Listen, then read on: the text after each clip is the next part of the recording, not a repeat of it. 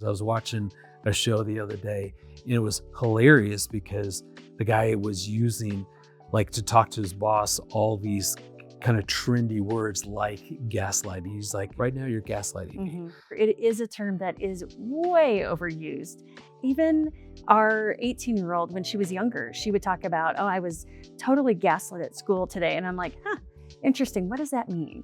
So it really is a term that is overused, but it does happen. So maybe explain, what does that really mean?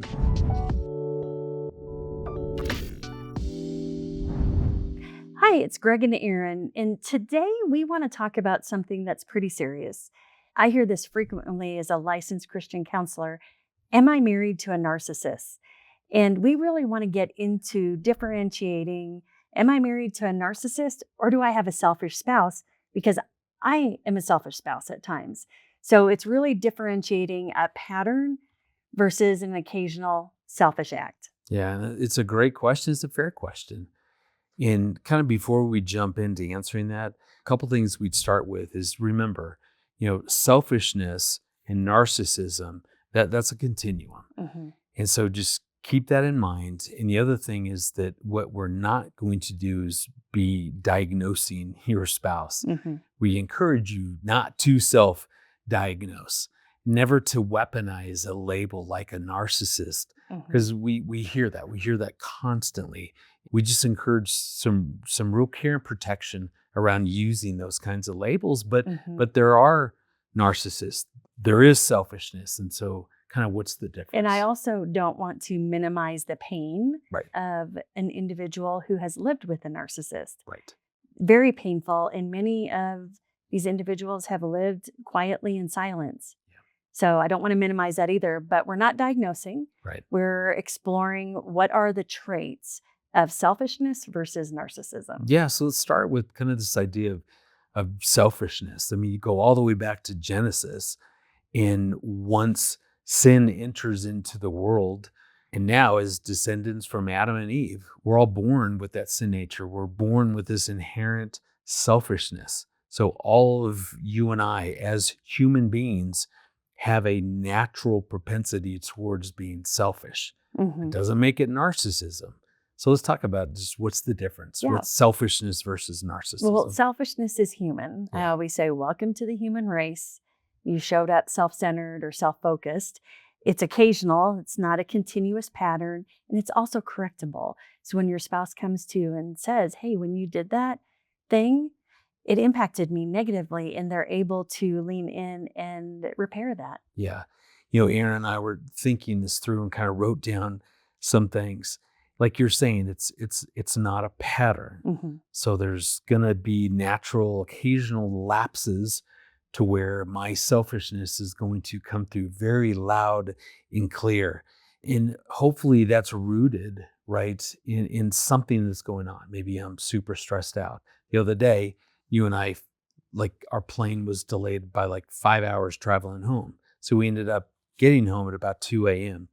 And I was exhausted and I was worn out. Travel takes a toll on me anyway. And I was just at a bad place. And I was thinking about me. I wasn't thinking about you. I was thinking about me. And so something was going on, and I know I snapped at you. And I said something that you even went, whoa, hey, that felt a little harsh.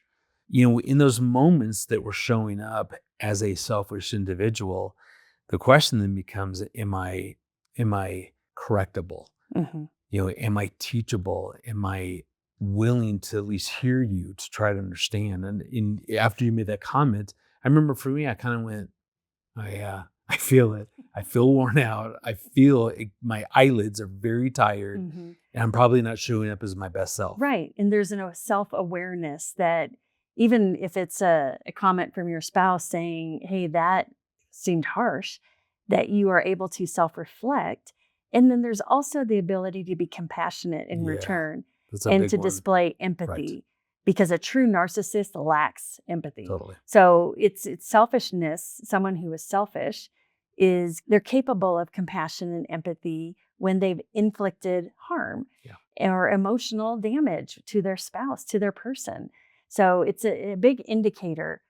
Is your spouse capable of showing compassion and empathy. Yeah. When we work with premarital couples, one of my most favorite things to do is to say, love marriage, walking into marriage, man, what an incredible journey you're signing up for, man. This is the greatest adventure of your entire life together, facing life together. But marriage is going to show you how selfish you are. And that's because it takes such an adjustment to learn how to allow both to matter and how to make room for both. And just that adjustment of going, man, for most of my life, I've thought just about me. And now we're married and I have to start thinking about you as well. And there is an adjustment time. And you think about the age of marriage increasing. So being older and getting married, you're more set in your ways. And you've done it a certain way for a very long time. And now you're sharing a home, sharing a bed, sharing a bathroom with another individual. And they're going to do things differently than you. Yeah. And so selfishness can absolutely show up in that. And it's going to take time to navigate adjusting to, there's two of us now. Right. God talks a lot about pride. God talks a lot about how he opposes the proud. So again, selfishness is going to manifest as pride. I'm excessively proud of, my opinions. I'm thinking about what it is here in this moment, what I want. But again, is that occasional? Am I correctable? Am I willing to go, oh yeah, I can see where that would have hurt. So am I able to go to that place of compassion? Because all of us are going to show up plenty of times in kind of that selfish manner. So narcissism, though, is very different from that. So let's shift. So within your counseling practice, of course, you're working with those who you would ultimately, because you're qualified, would diagnose as a narcissist. So what's the difference?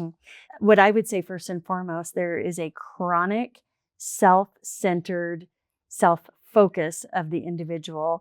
And again, they're lacking empathy and the ability to lean in and own their behavior. They are very unaware of the impact of their behavior. Sometimes there's a huge power imbalance to where the narcissist wants to create chaos, confusion, because it allows them to be in control and have power. And so those are some big indicators. What else would you add to that? Yeah, I mean, I think you're right. There's a chronic a pattern that's just been consistent the whole time, that I'm thinking about me. I lack empathy. I want things done my way. There's not a whole lot of room. Well, there's probably hardly any room for the both of us. When you offer feedback to a narcissist, man, they are going to rage. They will dig in. They will fight you tooth and nail because there's no way that that's true about me. You're wrong. So there's not an openness to any sort of feedback. Or if they are, they're going to turn that. You're probably going to end up being the problem. You offered me this feedback, but as we talk it through and I manipulate that conversation, this is really going to be about you and which, your faults. Yeah, ultimately leads to gaslighting, that the other individual is left going, okay, wait, what? This is my fault? And there's a lot of confusion and a lot of owning behaviors that really aren't theirs to own. Okay, so dig into the gaslighting part a little bit more, because that's another one of those labels. It's another one of those terms. I was watching a show the other day, and it was hilarious because the guy was using, like, to talk to his boss, all these kind of trendy words like gaslighting. He's like, right now you're gaslighting me. So maybe explain, what does that really mean? The definition of gaslighting is when someone psychologically manipulates another person so they are then questioning their memory, their sanity, and their reality. When something happens, and typically a narcissist would say, no, that's not how it happened. Right. Making you believe that that your reality, your reality is not true. Your reality. Right. And it creates such confusion and self-questioning. So just being aware you feel like the crazy one. Yes, just being aware of that. However, it is a term that is way overused. Even our 18-year-old, when she was younger, she would talk about, oh, I was totally gaslit at school today. And I'm like, interesting. What does that mean? So it really is a term that is overused, but it does happen. And so being aware of if you're living in a constant state of confusion, wondering, are my feelings okay? Are my thoughts okay? My reality is my reality my reality? I'm constantly questioning what really happened. You might be engaged with a narcissist. Yeah. Yeah, because I think about like a Philippians 2, verses 3 and 4. So it talks about do nothing out of selfish ambition or vain conceit, but in humility considers others to be, you know, uh, more valuable. I think that verse perfectly describes the difference between, that selfishness and narcissism. Mhm. So do nothing out of selfish ambition. That means selfish ambition is I want what I want. Mhm. I'm going to do everything I can to manipulate, to control, to make sure that I'm getting what it is that I want. Mhm. In normal life, sure, they're going to have moments to Right. where I want what I want and I'm going to try to convince you. But ultimately, I circle back to, nah, we both matter. Yes. And truly living with a narcissist, the relationship really serves them. Yeah. And it is all about their desires, their needs being met, a lack of awareness of their spouse's desires Yeah. or needs. Yeah. So that's selfish ambition. Vain conceit. I love this definition of vain conceit. It means when I'm excessively proud of my own Mm-hmm. perspective, my own opinion. Right. And there have been plenty of times within conflict between you and I that I know my perspective is so smack dead on. I'm just waiting for God to convict you, to show you the error of your ways so that you really understand how brilliant I am.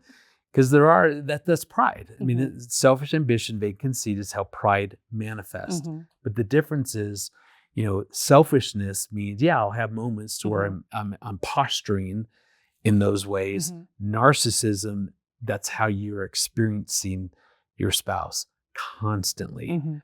Is that there's pridefulness, there's vain conceit, there's selfish ambition. That's your experience. Versus, with selfishness, I can become humbled Mhm. and actually go, oof, that's a horrible way to Mhm. show up, making you believe that I have the answer here, and Mhm. certainly you don't. Mhm. Versus, living that way, Mhm. and that's your constant experience. Right. So it's, yeah, you're right. Narcissism, there's a way of constant being that's consistent, doesn't change. Mhm. And And a lack of remorse when there's yeah, been pain inflicted yeah, or hurt. yeah. And then oftentimes the individual is even mocked for sharing their feelings or for confronting a hurt or a pain. So the people that you work with, so let's say Mhm. that again, you're a professional, you're a Mhm. licensed Christian counselor, Mhm. that if you are diagnosing, yeah, this person, yes, Mhm. I would say that they're a narcissist. What's Mhm. the impact then? What do you notice Mhm. on the marriage, for that other spouse? Kind of what do you expect to then see as part of the challenge?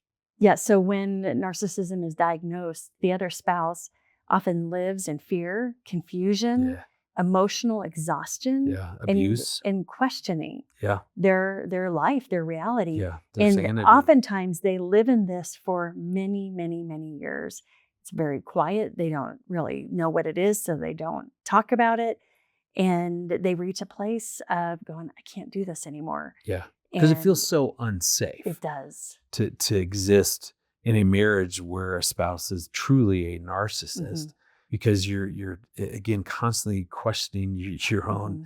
sanity Right. and feeling so controlled. Really isn't room Hmm. for you, Hmm. and that feels then ultimately so lonely Yes. and eventually hardened. Which is why it's so important to make sure that there are some things you're doing. So maybe let's shift into, Hmm. okay, if that's going on, Hmm. if you're in a marriage with a narcissist, kind of then what do you do? What are some healthy things that you should be doing Hmm. inside this marriage? Yes. Number one, set healthy boundaries Okay.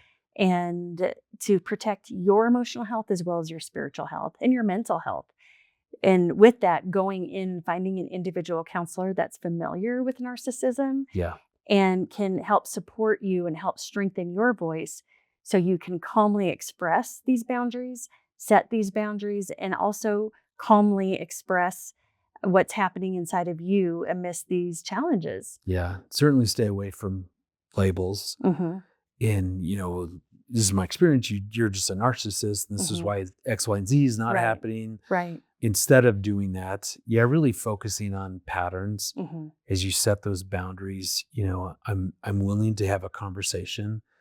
If you're going to speak to me with that tone, then I'm unable to have this conversation. If you're willing to do this in a way that's honoring, respectful to both of us, then I am willing to talk about it, but not like this. And I would pray specifically for wisdom and discernment about next steps. Yeah.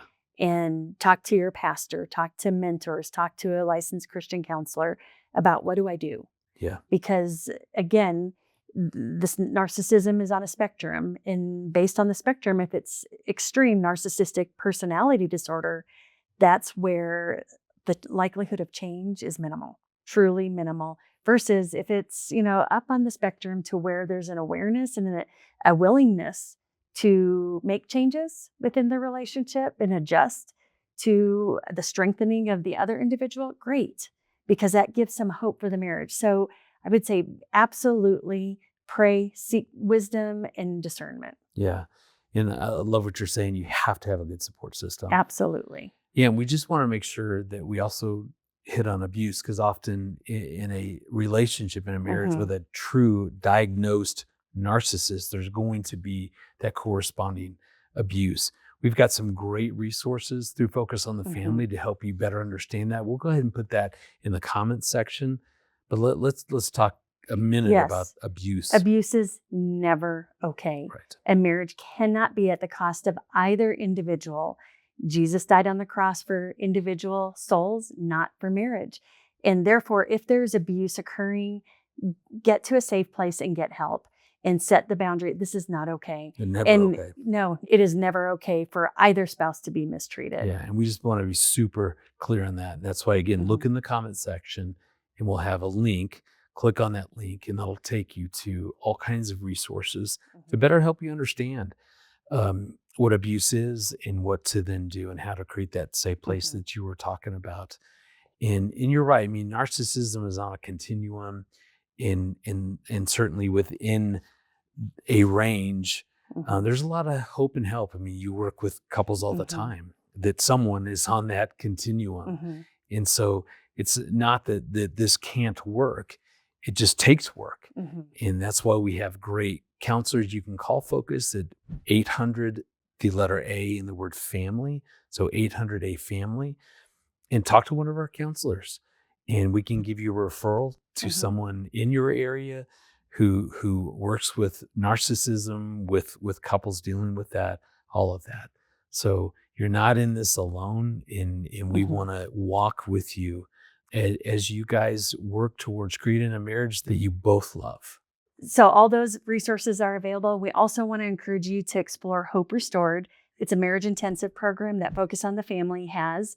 These are the best trained marriage counselors in our country. I can promise you that.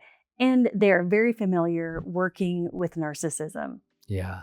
We know that this is a very heavy conversation, and we love that we get to tackle these kinds of topics, these kinds of issues with you. Go ahead and leave in the comment section maybe some other topics that you hope, you wish that we would hit. Don't forget to check out the description. We've got those links in there. Subscribe to our channel. We have weekly videos that we'll release. You hit that little bell that'll tell you when a new video comes out, because at the end of the day, we want to see your family thrive in Christ.